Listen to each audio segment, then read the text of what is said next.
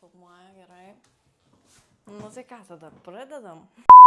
Daugelis galvoja, kad fotografo gyvenimas yra tiesiog nuostabu. Nuostabios fotosesijos, nuostabios lokacijos, įkvepiančios fotosesijos, bet realybė yra visiškai kitokia. Taigi, mano vardas yra Monika ir aš esu fotografė, fotografuoju nuo paauglystės ir mano pati pirma fotosesija kainavo vos 15 eurų.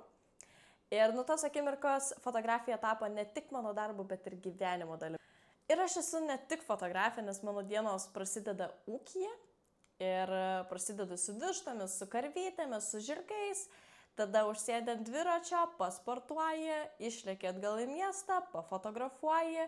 Ir man tai patinka šitos du gyvenimus sujungti į vieną visumą.